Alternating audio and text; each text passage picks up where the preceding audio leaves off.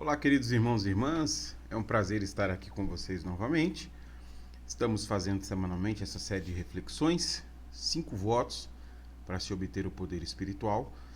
A nossa igreja decidiu, sabiamente, durante o mês de junho, dedicarmos-nos à oração, ao jejum, em busca do poder transformador, esse poder que só vem de Deus. Recapitulando o que nós já vimos aqui, porque esses vídeos estão sendo gravados exatamente para auxiliá-los a envolvermos-nos nestas questões espirituais, o que é que nós vimos anteriormente sobre os votos espirituais? As pessoas que fazem votos, elas reconhecem a sua impotência diante das circunstâncias. Ali nós temos um galho seco, né? E sabendo que existem promessas de Deus sobre um futuro bem melhor e acreditando nessas promessas, essas pessoas então assumem compromissos diante do Senhor. Os votos são isso. Os votos são esses compromissos que nós assumimos com Deus, acreditando que existem promessas do Senhor que estão sobre nós. Bom, é nesse sentido então que o A.W. Tozer está sendo explorado aqui dentro das suas propostas sobre votos que nós precisamos fazer para que o poder espiritual então alcance as nossas igrejas locais e as nossas próprias vidas. É claro que os 5 votos do A.W. Tozer são sugestivos, mas é muito importante que você, estando em oração, descubra quais são os votos que você mesmo fará ao Senhor. Esses votos, lembre-se, é um testemunho pessoal da maneira como você expressa a sua confiança ao Senhor e diz sobre o que Deus fez em sua vida. Hoje, refletindo sobre os 5 votos do Tozer, eu quero falar com vocês sobre o segundo voto. Não seja dono de coisa alguma. Para falar sobre isso, eu quero utilizar esse texto bíblico de 1 Timóteo capítulo 6. Paulo está prestes a encerrar a sua carta, a gente sabe que é o último capítulo, mas antes de Paulo encerrar, ele vai dar a Timóteo aqui uma instrução sobre aquilo que Timóteo tem que ensinar à igreja. E isso que Paulo vai falar aqui, essa última instrução do que Timóteo deve dizer à igreja, apresenta 2 preocupações de Paulo. Primeiro, a preocupação de Paulo com os falsos mestres, que têm estado na igreja dando uma influência negativa. Eles já foram citados no capítulo 4, eles estão sendo citados aqui, foram citados no capítulo 1. Então perceba que os falsos mestres são um problema na igreja de Éfeso. E a segunda preocupação de Paulo é com Timóteo. Como Timóteo vai conseguir resolver esses problemas? Então no capítulo 1 Paulo disse isso, né? Que ele deixou Timóteo ali para poder pastorear esta igreja e resolver essas questões. Então, e é importante perceber que Timóteo está fazendo o que está fazendo porque houve uma profecia de Deus para que Timóteo estivesse ali. Então, Timóteo, de certa maneira, é um pastor separado pelo Senhor para poder ajudar esta igreja a enfrentar os seus problemas locais.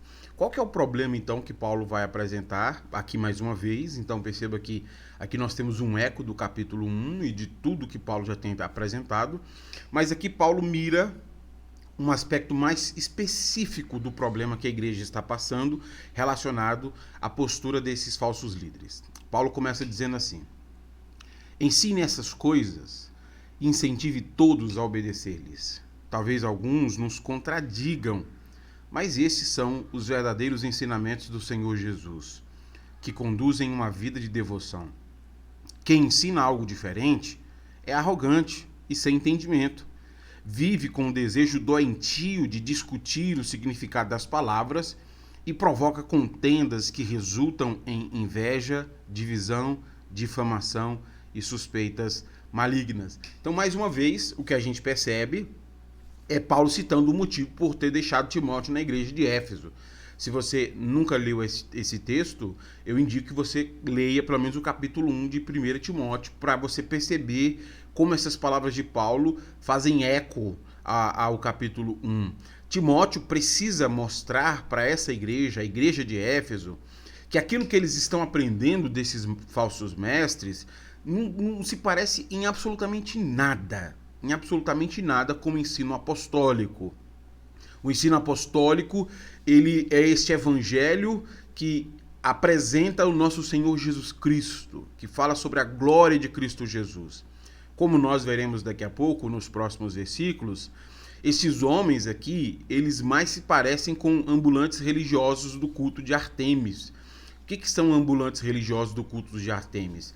Naqueles dias você tinha pessoas que trabalhavam no templo meramente vendendo mercadorias. Eles estavam todos os dias no templo, mas eles não tinham uma vida religiosa, não seguiam nenhum tipo de devoção. Eles estavam no templo apenas por causa do lucro. A comparação que Paulo vai fazer com esses falsos mestres é mais ou menos essa. Eles são ambulantes religiosos aqui da igreja cristã. Eles não estão aqui por causa do evangelho de Cristo ou para ver o reino de Deus avançar. Eles estão aqui para lucrar, para tirar dinheiro, tirar o seu sustento. Então, por isso que Paulo vai dizer, nesses versículos que nós acabamos de ler, que eles vão contradizer o ensino apostólico. Se você já fez uma leitura das cartas de Paulo, você percebe que o tempo inteiro ele fala sobre as suas intenções de trabalho. Olha, eu trabalhei de dia e de noite para não sair pesado aos irmãos, 1 Tessalonicenses. Olha, eu poderia ter exigido de vocês ajuda, mas não exigi, quando ele escreveu aos Coríntios. Aqui no capítulo 1 ele fala a Timóteo, olha Timóteo, trabalhe com a sua consciência limpa e não entre no ministério pelas motivações erradas. Então, o que Paulo fala sobre alguém estar no ministério com prazer de servir ao Senhor, pelo privilégio de poder proclamar o evangelho, não se parece em nada com o que esses falsos mestres estão fazendo. Esses falsos mestres abandonaram completamente a mensagem do evangelho, que vem do próprio Senhor Jesus Cristo, como Paulo diz aqui, para ensinarem algo que é diferente.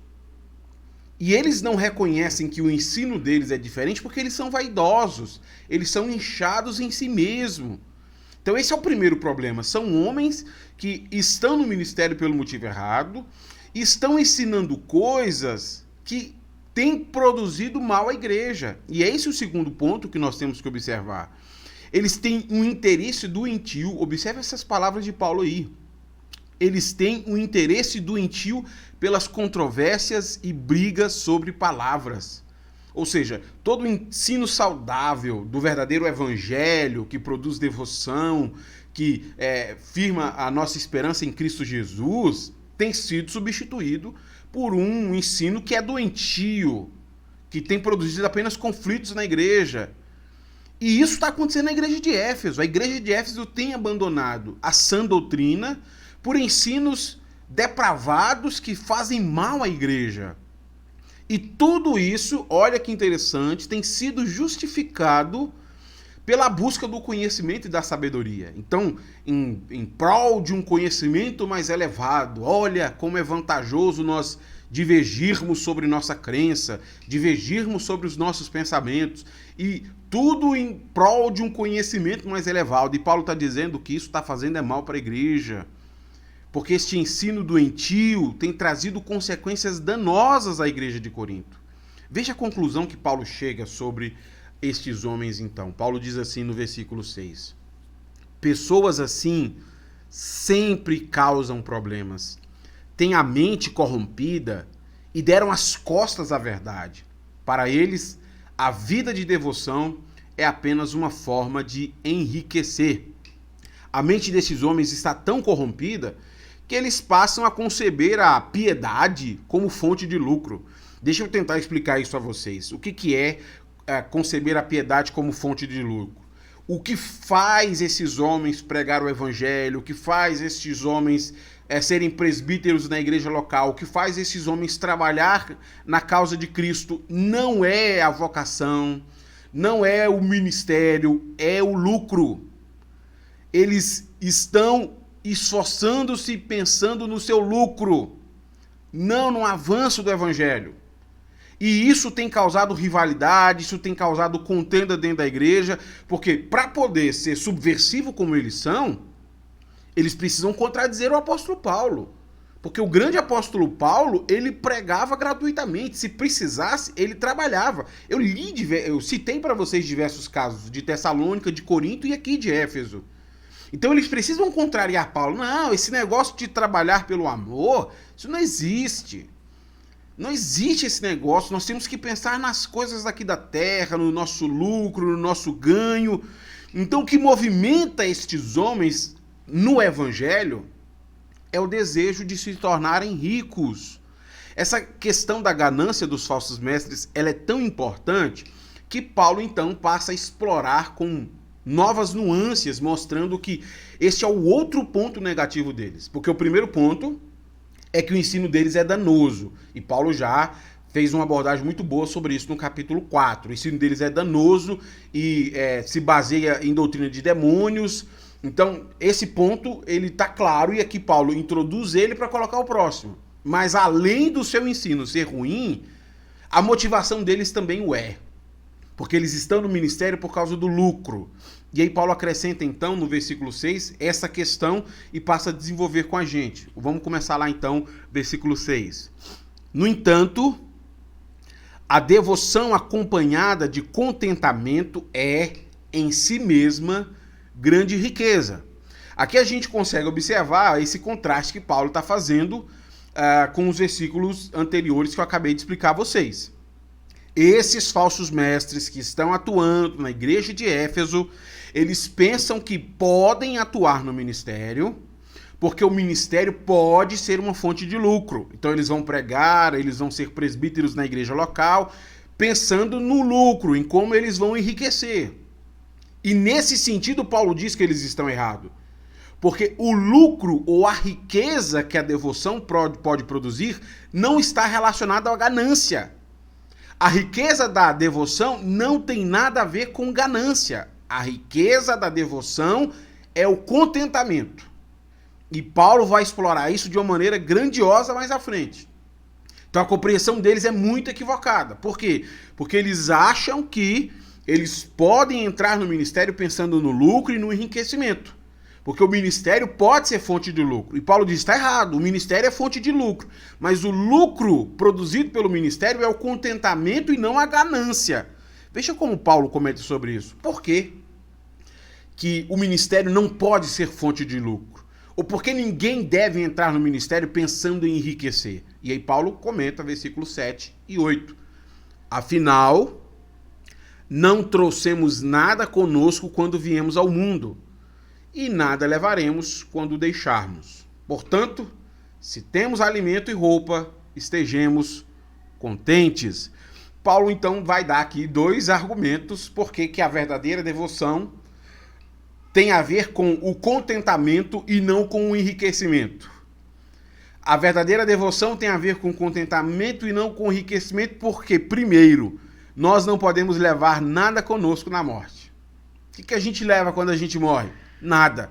Ué, mas se a devoção pudesse produzir riqueza, a gente deveria levar para o céu. Toda essa riqueza deveria ser levada com a gente. Isso é interessante, deixa eu compartilhar essa experiência com vocês. O meu querido avô, quando faleceu, e alguns anos depois nós fomos fazer exumar o cadáver dele para sepultar a minha avó. E quando foi feita a exumação, tudo que nós tínhamos colocado no caixão com ele estava ali. A sua roupa, o catéter que ele fez no coração, nada. Ele não levou absolutamente nada. Isso não acontece só com o meu avô, isso acontece com todo mundo. Quando nós morremos, nós não levamos nada. Lembra da frase de Jó? Nu eu saí do ventre da minha mãe e nu voltarei? É esse o ponto que o Paulo está colocando. Se a verdadeira devoção tivesse propósito de enriquecer, essa riqueza deveria nos acompanhar na vida eterna. Mas não nos acompanhará. Daqui a gente não leva nada. Então este é o primeiro argumento. Mas como um segundo argumento, Paulo apresenta a riqueza do contentamento. Qual que é a riqueza da devoção? A riqueza da devoção é o contentamento. E ele diz, se tivermos comida e roupa, ficaremos contentes com isso. E você consegue perceber como o essencial é diferente da ganância? O essencial é essa perspectiva de estar satisfeito com o que eu já possuo. E não viver a vida mirando em sempre ter um pouco mais e querer um pouco mais e sacrificar um pouco mais por aquilo que eu acho que é essencial. Então perceba que na contramão do que Paulo está dizendo está aqueles falsos mestres. Porque eles estão caindo na tentação e na ganância. E aí Paulo vai apontar como eles fracassam neste aspecto, sobre 2 pontos. E com isso, Paulo responde uma pergunta muito importante. Por que a devoção não pode ser usada como fonte de lucro por ninguém? Ele comenta no versículo 9 e no versículo 10. Os 2 argumentos estão aqui diante de nós. Nós não levamos nada e nós temos que ser contentes. Mas aí ele apresenta como a ganância deve ser abandonada por qualquer líder local. Eu começo com o versículo 9. Paulo diz assim: mas aqueles que desejam enriquecer caem em tentações e armadilhas e em muitos desejos tolos e nocivos que os levam à ruína e destruição. O ponto de Paulo é que este próprio desejo de riqueza tem perigos espirituais inerentes. A pessoa que deseja enriquecer, ela corre riscos na sua vida espiritual e na sua vida de devoção. Porque a própria riqueza não está relacionada à piedade. A piedade visa o contentamento e não a ganância. A ganância está exposta na Bíblia como um pecado. Em diversos momentos isso aparece. Paulo, inclusive, escrevendo à igreja de Corinto, que eu já citei o exemplo, capítulo 5, fala sobre isso. Aquelas pessoas que se dizem cristãos, mas são gananciosos, nós não deveríamos nem sentar à mesa para comer com eles. 1 Coríntios, capítulo 5. Nesse sentido, o que Paulo está dizendo é que há uma armadilha que acaba arrastando a pessoa e destruindo a pessoa, porque essa armadilha é muito perigosa. Eu queria ler para você o que o Gordon Fee escreve sobre isso, e eu acho que ele traz uma clareza muito boa sobre essa questão. Gordon Fee diz assim, eu quero ler comentando. Ele diz assim: a avareza tem uma maneira de fazer com que pessoas olhem em direções que talvez nunca tivessem olhado de outra forma. Olha que interessante. Sabe aquele olhar sobre o filho? A avareza faz com que você olhe para os seus filhos como fonte de lucro. Sabe o casamento? A avareza faz com que você olhe para o casamento como fonte de lucro. Esse é o grande problema da avareza, da ganância. Ele faz com que você olhe para coisas boas sobre a perspectiva errada do enriquecimento. É o mesmo que está acontecendo aqui. O ministério é uma coisa boa, mas estes homens estão olhando com o ministério com a perspectiva errada. A fonte deles é o lucro. O Fee continua. E como os caçadores bem sabem, a sedução, tentação, leva a presa a cair em uma armadilha. Então, a ganância serve como uma armadilha que cega a pessoa sobre o risco que ela coloca à sua própria vida. E pessoas gananciosas, elas não enxergam isso. Elas não veem o quanto a sua vida está em risco pelo caminho que elas estão seguindo ou pela maneira como elas conduzem a sua vida. Se você tiver a oportunidade de conversar com alguém que caiu em armadilhas da ganância, a pessoa vai te contar isso. Ela sacrifica família, ela sacrifica saúde, ela sacrifica parentes, ela sacrifica coisas importantes e depois descobre: eu fui cegado pela ganância. O Fee continua. Os muitos desejos tolos são provavelmente pela própria riqueza, que são tolas porque a riqueza não tem nada a ver com a verdadeira piedade. E são prejudiciais porque, em última análise, mergulham os gananciosos na ruína e na destruição. Gente, era muito sabido de todo mundo naqueles dias que os efeitos desastrosos da avareza estavam na sociedade.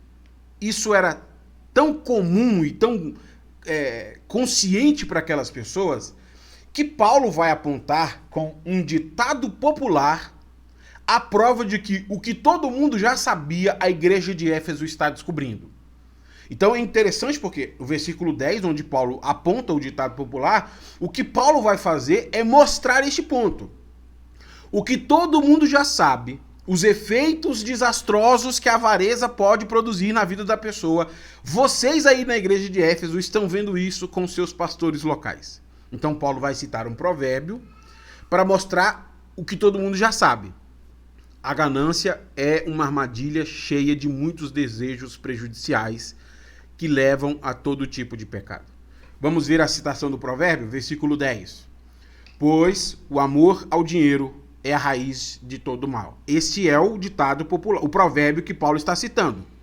Pois o amor ao dinheiro é a raiz de todo mal. E aí Paulo aplica o provérbio aos presbíteros da igreja local. E alguns, por tanto desejarem dinheiro, desviaram-se da fé e afligiram a si mesmo com muitos sofrimentos. A prova de que este provérbio está correto é visto nesses presbíteros locais da igreja de Éfeso.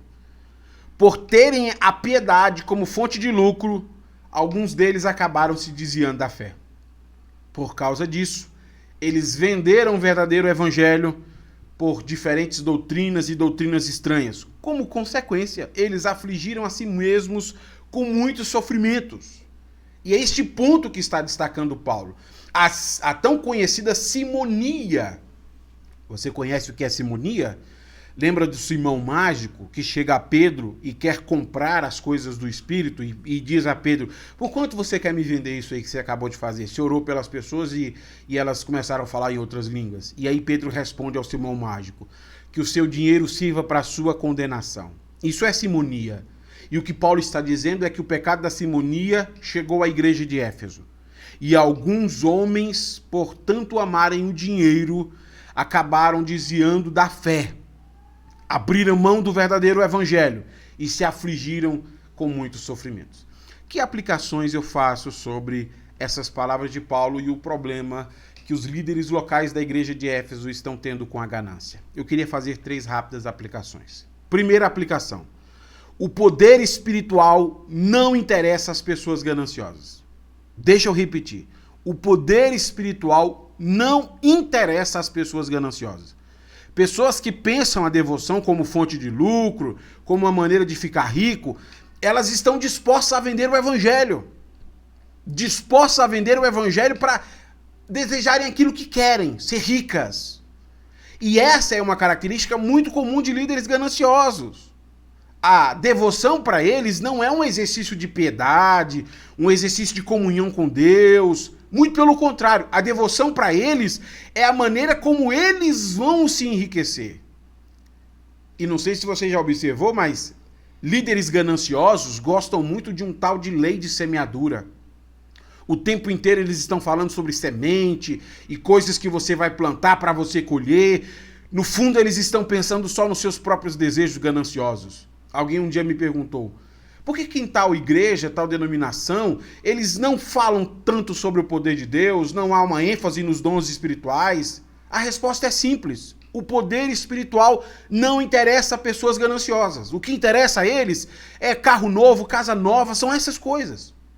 Um líder de uma dessas denominações um dia deu uma reportagem e escreveu: de que adianta dizer que Jesus morreu por você para salvar a sua vida e você continua vivendo na miséria? Que salvação é essa? Você consegue perceber? Eles subvertem o evangelho porque eles não querem saber do poder transformador. Eles querem saber de enriquecer. A riqueza verdadeira, no entanto, que Paulo está dizendo da devoção, não tem a ver com ficar rico. Tem a ver com contentamento. Na terceira aplicação, eu quero mostrar isso a vocês. Mas aí talvez você esteja pensando: esse é um problema de pastores mesmo. Com muita frequência as pessoas gostam de dizer isso e eu peço que você não diga mais: todo pastor é ladrão. Não. Falsos pastores são ladrões. O pastor verdadeiro não é ladrão. E às vezes alguém pensa: olha, esse é um problema dos pastores, né? Ainda bem. Por isso que Paulo nos dá um ponto importante, que é uma segunda aplicação. Mas antes de partir a essa segunda aplicação e mostrar que este não é um problema só dos pastores, eu queria aqui me dirigir àqueles que pensam em entrar no ministério. Se você pensa em entrar no ministério e está pensando na riqueza, procure outra coisa para fazer. Procure uma profissão para você. E se você não quer ouvir o meu conselho, eu te dou o conselho de Charles Spurgeon. Charles Spurgeon escreveu o seguinte sobre isso. Se você quiser, dê um print nessa tela, compartilhe com alguém, porque isso gera boas reflexões. Charles Spurgeon escreveu: não entre no ministério se você puder passar sem ele. Foi o conselho profundamente sábio de um teólogo, alguém que procurou a sua opinião. Se alguém neste recinto puder ficar satisfeito sendo redator de jornal, merceeiro, fazendeiro, médico, advogado, senador ou rei, em nome do céu e da terra, siga o seu caminho. O homem assim revestido da plenitude de Deus ficaria inteiramente enfadado com qualquer carreira que não aquela pela qual o âmago da sua alma palpita. Então aqui ele está mostrando os dois tipos de pessoas que devem entrar no ministério e os que não devem entrar.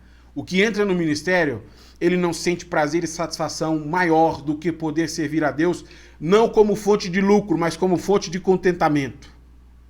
Mas aqueles que estão procurando enriquecer-se, eles procurem outro emprego, vão fazer outras coisas da sua vida. A ganância será uma armadilha que vai destruir você. E se isso falou ao seu coração, reflita no capítulo 1. Porque Paulo diz que as pessoas que entram no ministério por causa da ganância, eles naufragam na fé. Voltando ao ponto, mas esse é um problema só de pastores então. E aqui eu faço então uma segunda aplicação para mostrar a você que esse não é um problema só de pastores.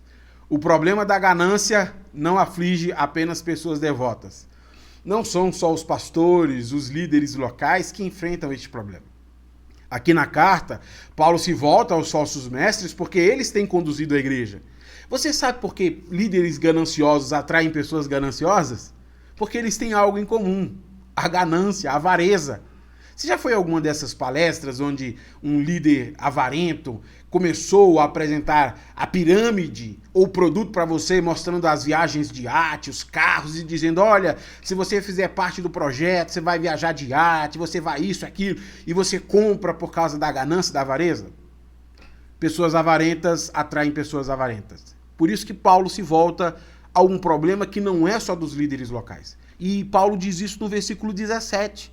Paulo diz: ensine os ricos deste mundo que não se orgulhem nem confiem em seu dinheiro, que é incerto. Sua confiança deve estar em Deus, que provê ricamente tudo que necessitamos para nossa satisfação. Não é satisfação que você está procurando? Então o único que pode te dar plena satisfação é Deus. O seu dinheiro é incerto e este não é um problema só de líderes locais. O problema da ganância não aflige só pessoas devotas. Aflige a todos. Pessoas gananciosas são atraídas pela ganância. Isso é um alerta a todos nós. Que você não siga líderes gananciosos porque eles não têm um evangelho verdadeiro. A intenção deles é enriquecer. E como a daquelas pessoas também eles seguem esses líderes gananciosos. Mas preste muita atenção a isso. A satisfação que você procura não está no seu dinheiro. O dinheiro não produzirá isso e você não deve confiar nele. Por quê? Porque ele é muito incerto. Ele é muito incerto. Eu poderia citar dezenas de casos a vocês, mas nós tivemos aqui no Plano Collor no Brasil uma prova disso. Pessoas que tiveram seu patrimônio congelado e que não viram outra alternativa senão tirar a própria vida. Porque quando você tem o dinheiro a uma proporção de Deus e o seu dinheiro acaba também a sua vida. O que Paulo está dizendo não se aplica só aos pastores, se aplica a todo mundo. A satisfação que você procura não estará no dinheiro. Terceira e última aplicação para encerrar. A maior riqueza que a devoção pode te dar é o contentamento. A maneira como estes homens subverteram essa verdade é importante de observar. Porque ao invés de verem o contentamento como ao invés de verem a devoção como uma forma de contentamento, eles viram a devoção como uma forma de lucro. E Paulo diz, vocês entenderam tudo errado. A devoção não produz isso. Mas você falou de contentamento hoje tantas vezes aqui. O que é contentamento? Tem uma carta que Paulo escreveu sobre alegria. O Risby chama a carta de Filipenses de alegria, no seu livro Seja Alegre. E Paulo fala o que é o contentamento à luz dessa perspectiva devocional. Paulo diz o seguinte, capítulo 4 de Filipenses, versículo 10 a 13. Como eu me alegro no Senhor por vocês terem voltado a se preocupar comigo. Sei que sempre se preocuparam comigo, mas não tinham oportunidade de me ajudar. Não digo isso por estar necessitado, pois aprendi a ficar satisfeito com o que tenho. Sei viver na necessidade e também na fartura. Aprendi o segredo de viver em qualquer situação, de estômago cheio ou vazio, com pouco ou muito. Posso todas as coisas por meio de Cristo, que me dá forças.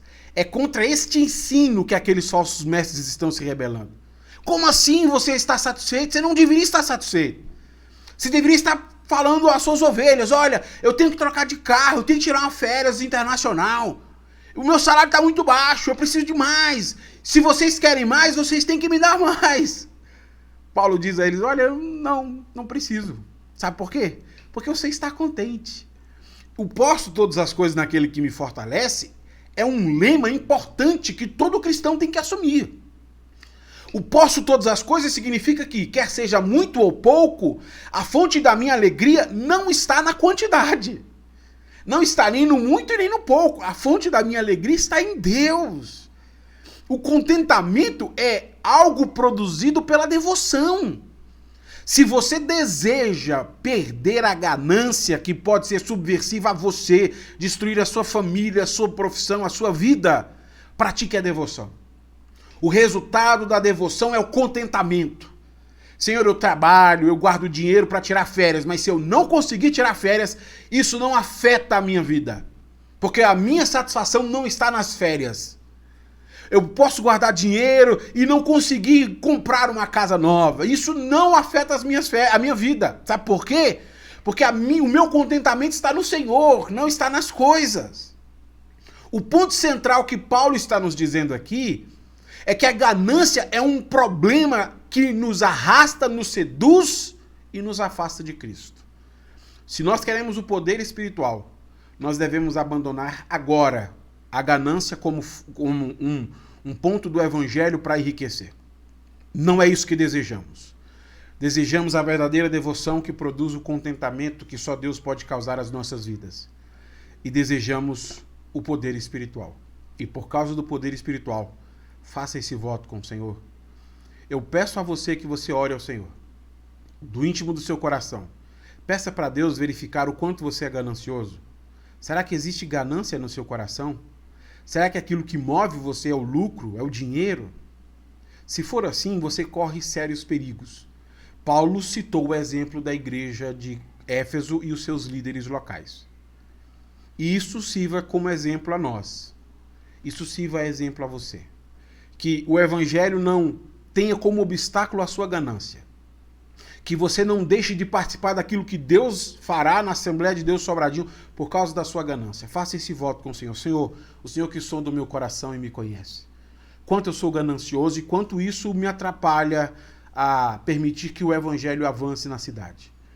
Em Cristo Jesus, eu oro ao Senhor para que tudo isso caia ao seu coração com uma mensagem de exortação, para que você sinta o Senhor falando com você e você redirecione a sua vida para caminhos mais seguros, aquilo que só o Evangelho pode fazer por nós. Foi um prazer estar aqui com você. Semana que vem retomamos o terceiro voto. Ore sobre isso, converse com o Senhor sobre essa questão. Eu tenho certeza que Deus vai falar com você. Até a próxima, Deus abençoe.